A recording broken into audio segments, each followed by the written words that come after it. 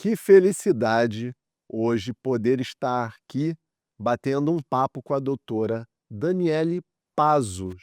Eu não farei a apresentação dela, porque essa grande gentileza a própria doutora Daniele irá fazer sua apresentação profissional e pessoal, se assim se sentir à vontade. Doutora Daniele, muito bem-vinda aqui na Obrigada. casa do fisioterapeuta e do terapeuta ocupacional. Gostaria que você, então, se apresentasse, falasse um pouquinho mais de você. Tá bem. Olá a todos que nos assistem. Me chamo Daniele Pazos, sou graduada em fisioterapia, me graduei em agosto do ano passado, pelo Centro Universitário Celso Lisboa. Atualmente faço residência multiprofissional em oncologia no INCA e sou uma pessoa autista. Doutora Daniele, fisioterapeuta, quais são os desafios ou conquistas que na fisioterapia você, recém-formada, um aninho, tem para nos passar da sua experiência? Olha, doutor, eu tenho uma experiência muito prematura na fisioterapia, visto que eu sou recém-formada, mas que eu posso dizer que meus principais desafios, principalmente no estágio e agora na residência, são com relação à comunicação. Eu verbalizo muito bem, me comunico muito bem, porém, entender às vezes trejeitos sociais, sarcasmo, eh, pistas sociais mais sutis, para mim ainda é um pouco difícil. Mas minhas principais conquistas são que, apesar de toda a minha trajetória como pessoa autista, ter tido um diagnóstico tardio aos 24 anos, eu consegui vencer muitos obstáculos e continuo vencendo, e mesmo assim consegui me formar, consigo atender os pacientes. Antes era uma dificuldade para mim ter um primeiro contato com o paciente, chegar num leito, chegar no ambulatório, me apresentar, e hoje já não é mais. E você utiliza, após o diagnóstico, você utiliza algum recurso, foi se autoconhecendo um pouquinho melhor, entendendo as suas dificuldades, para que você pudesse driblar esses desafios aí, no seu dia a dia? Então, eu venho de uma trajetória muito humilde, de uma família muito humilde, e com isso eu já tive que ter, eh, muitos desafios foram impostos a mim pelas dificuldades financeiras, familiares e pelo transtorno, né, como eu disse anteriormente, fui diagnosticada tardiamente. Então, só da minha trajetória de vida, observando o mundo ao meu redor, convivendo em sociedade e tudo mais, trabalhando também em outras áreas que não a fisioterapia, eu pude adquirir conhecimentos, pude adquirir técnicas, manobras comigo mesma, para poder me adaptar e tentar adaptar o meio a mim de alguma maneira, para que eu consiga conviver bem, para que eu consiga atuar na minha profissão e, eh, me integrar no meio ao qual eu estou inserida. Então, a partir desse momento em que você teve o diagnóstico, você começou a entender certas dificuldades suas no dia a dia, Exatamente. né, e aí sim, olha, isso é em função disso, eu posso utilizar esses recursos. Exatamente. Na época eu já fazia um acompanhamento, eh de psicoterapia, né, com um psicólogo, e aí quando houve o diagnóstico, na verdade a minha suspeita, eu mesma suspeitei, porque eu já tinha muitas dificuldades de entender os, trejeitos sociais, sarcasmo, ironia. Eu era uma criança que tinha uma dificuldade de verbalizar, de oralizar com outras pessoas, então até minha adolescência, meus 16 anos, eu tinha dificuldade de comprar uma água, de comprar um lanche, porque quando eu chegava para falar eu não conseguia. Então eu já percebia que eu era diferente das outras pessoas daí, né. Então, antes do diagnóstico eu já fazia acompanhamento psicote de psicoterapia, e depois continuei fazendo, e aí o diagnóstico trouxe para mim uma um descanso. Eu senti que: "Caramba, então todas essas minhas dificuldades que eu tive por toda a minha vida, toda a minha trajetória, elas têm um porquê. Elas não são simplesmente porque eu sou assim". E aí, junto com meu psicólogo na época e de mim mesma também, fui pesquisando mais sobre o autismo, pesquisando mais sobre as dificuldades, as comorbidades do autismo. E assim, nós 2 fomos traçando técnicas, manejos para que eu conseguisse viver a minha vida de maneira eh, autônoma, individual, e também conseguir lidar com os momentos que às vezes eu não consigo, eh, ultrapassar certas dificuldades, mas que eu também consiga manejar o ambiente para que eu consiga transpassar por aquele momento de maneira adequada. Perfeito. Olha, eu tô ficando, eh, mais à vontade aqui e se você me permite, aí eu, vou entrar numa intimidade sua, Tudo bem. se você se sentir à vontade para falar, mas eu acho que a gente passa isso no dia a dia, eh, no contato com os nossos pacientes, acho que isso é da nossa sociedade, tá. Então a pergunta é a seguinte: você já escutou isso? Você não tem autismo. Não é porque você atua, você é fisioterapeuta, você faz isso, você faz aquilo outro, e o meu filho, o meu irmão, ele não tem essas características, você não tem autismo. Sim, eu posso dizer que o tempo todo. A verdade é que as pessoas, elas não têm uma consciência tão grande do que é o autismo, né. Elas tiram, né, a sociedade tira do olhar, do ver, do observar, principalmente crianças, meninos autistas, comportamentos que podem ser típicos do autista, né. Mas a verdade é que o autismo, né, como o nome já diz, transtorno do espectro autista, ele é um espectro. Isso quer dizer que tem várias nuances, né. A maioria dos autistas terão comorbidades associadas, como déficit intelectual, transtorno do processamento sensorial, TDAH, outras habilidades. Então, assim, cada pessoa, cada criança autista, até mesmo idosos autistas, terão, eh, capacidades e dificuldades diferentes. Então sim, eu já ouvi e ouço até hoje muito isso, né. As pessoas às vezes chegam: "Ah, você não se parece com meu sobrinho de 3 anos que é autista. Você não se parece com meu primo". Quase sempre é uma comparação com um menino ou um homem. Mas também porque o autismo na mulher se apresenta com características, muitas vezes, que são diferentes do homem, né. O homem costuma ser mais rígido, ter mais dificuldade de socialização.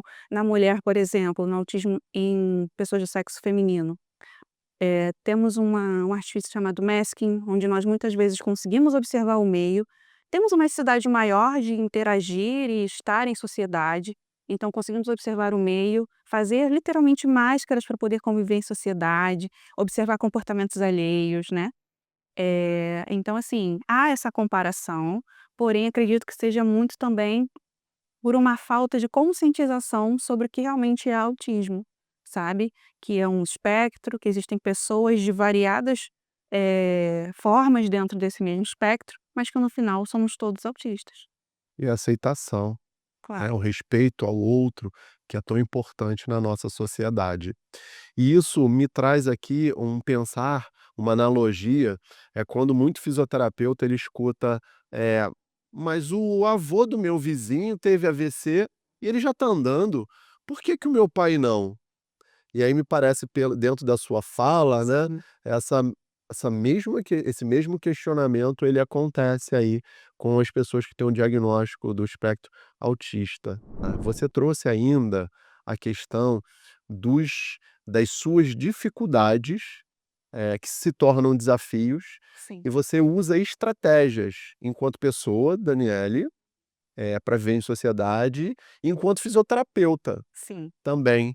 E isso tem te ajudado bastante a que você para que você possa entender até onde eu consigo, ou o que não é melhor para mim, e se isso flui no seu dia a dia na assistência fisioterapêutica. Eu Também é uma curiosidade minha, tá. Claro, eu acredito que quando, a pessoa autista recebe um diagnóstico tardio, um dos principais desafios dela, além da autoaceitação, é também conseguir ter coragem, porque é preciso ter coragem, de admitir para si mesma e expor suas dificuldades. Porque, por exemplo, eu descobri meu autismo aos 24, eu tinha 23, 24 anos, e para eu conseguir admitir minha dificuldade de comunicação, de iniciar uma conversa, eu tenho também transtorno do processamento sensorial, então me incomodo com luzes muito brilhantes, com barulhos, andar de ônibus. Então, assim, para eu conseguir admitir esse problema, levou um pouco de tempo, porque se nós formos nos privar de tudo aquilo, né, falando do meu ponto de vista, Se eu fosse me privar de tudo aquilo que me incomoda, eu não conseguiria estar fazendo a residência que eu faço hoje, não conseguiria ter concluído minha faculdade. Então, admitir minhas dificuldades foi o primeiro passo para que eu conseguisse procurar meios de driblar essas dificuldades, né. Por exemplo, agora com relação ao som, muitos autistas usam, dispositivos abafadores de ruído, existem fones com essas funções, óculos escuros, né. Quanto à comunicação, a própria terapia com o psicólogo, com a ajuda de um profissional capacitado, faz com que você consiga também encontrar maneiras de se comunicar. Existem também alguns dispositivos, que eu não vou lembrar o nome ao certo agora, mas que pessoas autistas que não são verbais, né, que não oralizam, conseguem se comunicar por meio de tablets, de celulares, né. Então, assim, acredito que hoje é possível ter essa integração da pessoa autista por meio tanto da tecnologia, quanto da evolução das terapias que são propostas para a pessoa autista. Como a fisioterapia pode contribuir para crianças autistas, adultos e idosos com esse mesmo diagnóstico? Adorei sua pergunta, porque incluiu adultos e idosos, né.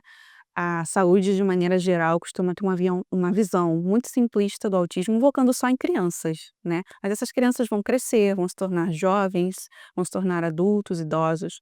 Então, trazendo agora para a fisioterapia, para a função, né. A criança autista costuma ter brincadeiras disfuncionais, né.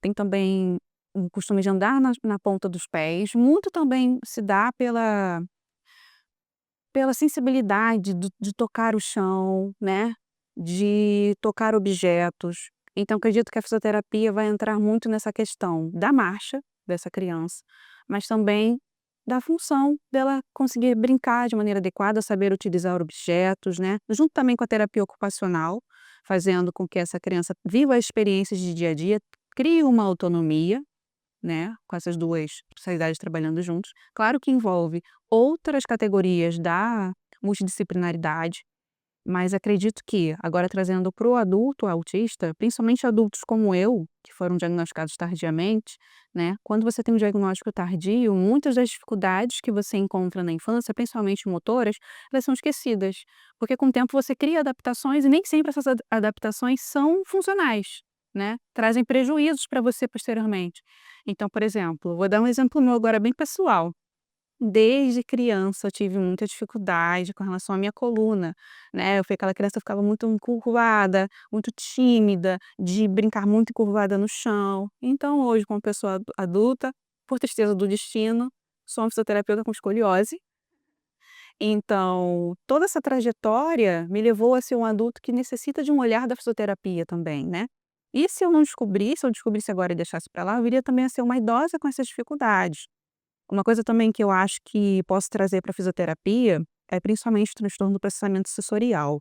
Em que sentido? Muitas vezes a pessoa, o adulto autista, o idoso talvez autista, tem uma dificuldade de chegar a procurar uma ajuda fisioterapêutica porque tem dificuldade com sentir certas texturas, com fazer certos tipos de atividade, né? Então acredito que seja também uma barreira limitante que nós podemos quebrar. Acredito que nossa luta para tanto aumento no conhecimento de práticas baseadas em evidências da fisioterapia para esse público, possa também incluir a acessibilidade desse público a nós. Então, doutora Daniele, você trouxe aqui, eh, recursos, quer dizer, técnicas, possibilidades, podem ser até recursos, né, que esse paciente, com autismo, ele vai necessitar. O estímulo sensorial, o terapeuta ocupacional ali fazendo esse trabalho, eu acho que é multifacetário, né, vai precisar de recursos de outros profissionais, do fisioterapeuta, fazendo os inputs sensoriais também, mas trabalhando as questões de motores ou outras demandas clínicas, eh, fonoaudiólogo, psicólogo, o nutricionista. É um ser humano. E uma coisa muito importante e rica que você trouxe aqui é a história de vida dessa pessoa, como ela se desenvolveu e que hoje, ela pode estar precisando de auxílio para aquela demanda, e aí você tocou na questão da postura. Uhum. Então eu trago aqui, uma grande reflexão, para nós profissionais e para aqueles que estão no processo de formação, a importância da avaliação. O seu primeiro contato é com o paciente. E essa avaliação, ela tem lá a história de vida, a história social desse indivíduo e quão importante ela é. E você trouxe isso, as respostas aqui. E aí, acho que é um grande desafio, não só para o paciente, que tem o diagnóstico de autismo, mas para o fisioterapeuta também. No ponto, essa minha fala, ela remete, à sua fala da pessoa com autismo, que você conhece e tem dificuldade de pegar na textura lá no TheraBand, na maca, na bola ouriço ou em outros, né, no gel, enfim, na crioterapia, né, baixa temperatura, e por isso a importância do fisioterapeuta conhecer aquele paciente, conhecer o espectro autista, para que ele possa, naquela avaliação, mediar e definir quais são os recursos que ele vai poder utilizar e que sejam definidos em comum acordo com o paciente. Sim, sim, todo ser humano tem um contexto, né, tem uma história, uma trajetória, isso tem muito esse assunto se liga muito com a integralidade do cuidado, né, ver o paciente além da sua disfunção, além do problema que ele te apresenta, porque todo mundo tem um contexto de vida, tem outras dificuldades que às vezes vão além da do que ele está te apresentando, então acredito que essa avaliação do paciente, ela começa com nosso papel de fisioterapeuta enxergando ele além da disfunção, além do problema que ele traz para nós, né, e com certeza criando um espaço, um ambiente de vínculo onde o paciente possa falar abertamente, sem ouvir piadinhas, sem, eh pequenos desafios, por exemplo: "Ah, você não consegue com essa textura? Tenta aqui", sabe, causando um certo desconforto. Um ambiente de respeito, onde o paciente ele possa se apresentar vulnerável, para que nós possamos entender seu contexto junto de toda aquele problema que ele pode nos trazer e conseguimos tratar ele, tanto como fisioterapeutas, mas também com a proximidade de seres humanos. Sim, e sobre isso, você considera que existe algum recurso, alguma técnica que o profissional fisioterapeuta, ele possa lidar melhor, com essas situações com os pacientes autistas? Olha, como eu disse no começo da nossa conversa, minha experiência com o profissional de fisioterapia é muito prematura, muito pequenininha. Então não consigo trazer à memória agora algo específico, né, mas acredito que nós termos uma escuta ativa desse paciente, né, compreendermos ele, como disse anteriormente, além da disfunção, além daquilo que ele nos apresenta, entender que o autismo ele é um espectro, então não posso comparar o meu paciente A, que é autista, com o meu paciente B, que é autista, e conseguir também trazer algum conforto para aquele paciente, adaptando certos tipos de exercícios, de técnicas, ao que aquele paciente consegue suportar. Cada caso é um caso, Isso. cada situação de vida nos trará demandas clínicas diferentes, eh e nesse sentido, você identifica o que o cerca faz uma grande diferença, na vida, na recuperação, na Claro. manutenção da qualidade de vida daquele paciente? Claro, com certeza. O apoio familiar é muito importante, o apoio da sociedade, da escola, das instituições onde aquele ser humano está inserido são muito importantes, porque o paciente ele não vive só no nosso consultório, claro, vive na casa dele, vive na escola, na instituição de faculdade que ele estuda, na igreja, seja lá onde for. Então, mas principalmente trazendo agora para o contexto domiciliar, o apoio familiar é muito importante, ter um suporte, ter com quem contar, ter uma pessoa que possa, ajudar tanto a pessoa autista nas suas demandas físicas, quanto nas suas demandas emocionais, sentimentais, ir ao médico e outras coisas que a pessoa possa ter dificuldade. O apoio familiar é fundamental. Eh, Você considera, eh, que esse apoio você trouxe aqui elementos, importantíssimos e fundamentais da comunicação. Relação profissional-paciente, paciente-profissional. Você em um momento falou sobre a transparência das informações, a criação de vínculo. Eu só crio vínculo quando eu tenho uma escuta, qualificada, quando eu olho o indivíduo de forma integral e como um todo, quando eu o respeito como indivíduo. E não como um diagnóstico, um CID, Isso, eu né. posso até acrescentar que faz parte desse olhar integral do indivíduo, olhar também seu contexto ambiental, né. Com quem ele convive, a família, poder ter essa troca com a família, porque também nem sempre a pessoa autista, ela consegue ter uma visão de si mesmo, das suas dificuldades, porque se torna normal, né. Por exemplo, às vezes pode ter uma dificuldade na hora de uma alimentação, pegar um garfo, escrever, e ela já se adaptou àquela situação, vai considerar aquilo algo normal, mas a mãe, o pai, a tia, seja quem for que convive, vai perceber e vai poder comunicar também para o profissional. "Olha, ele tem esse tipo de comportamento, percebi que não é muito funcional e tudo mais". Então essa troca, né, posso dizer que é uma tríade do profissional, da pessoa que está ali recebendo a ajuda do profissional e da família, é muito importante, faz com que toda a estruturação, né, do tratamento seja muito mais completa.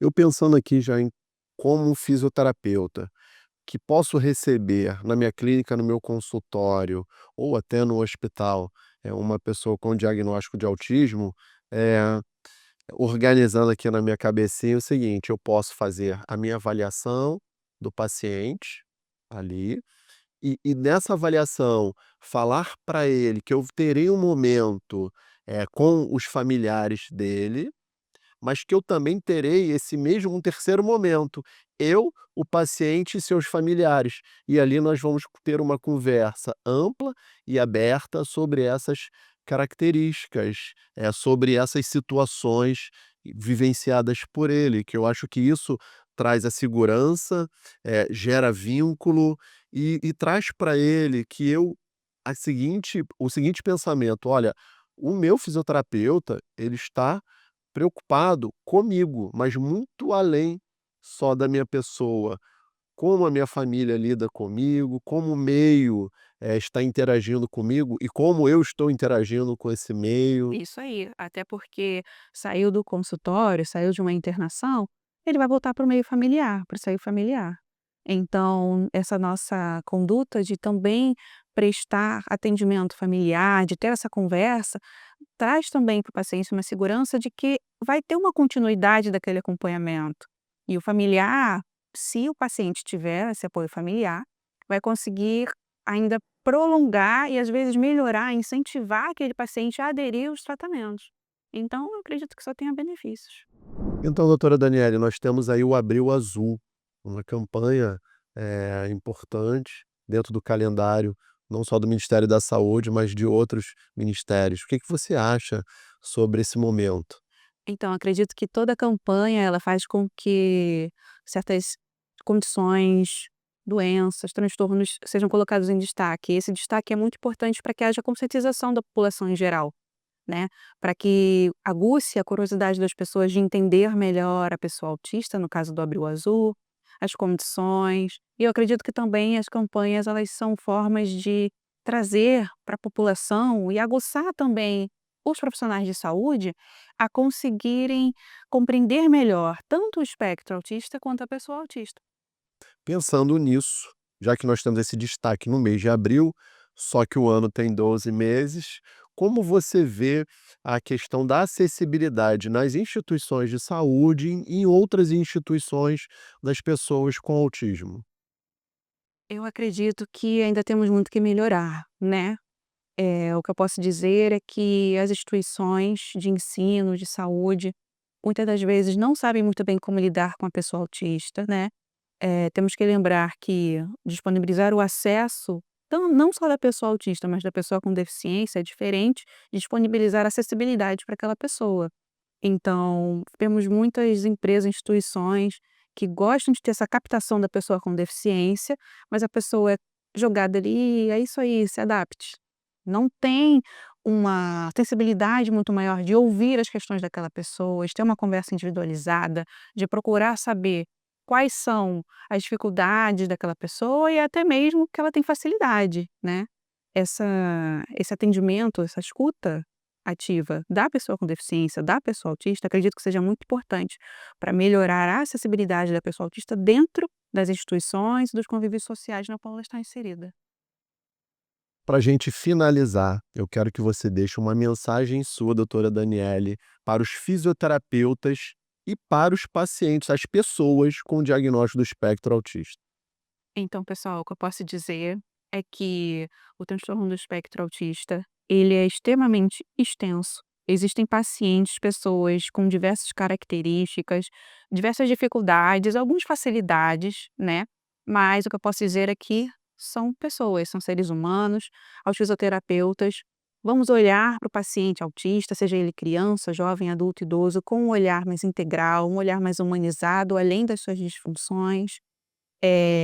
E as pessoas autistas, se vocês conviverem em um ambiente em que vocês não expressaram o fato de vocês serem autistas, que vocês possam ter coragem de fazer assim como eu estou aqui hoje, levantar a bandeira do autismo, porque isso ajuda na conscientização, na visibilidade e também para mostrar para o mundo que também somos capazes de ocupar espaços de pessoas neurotípicas.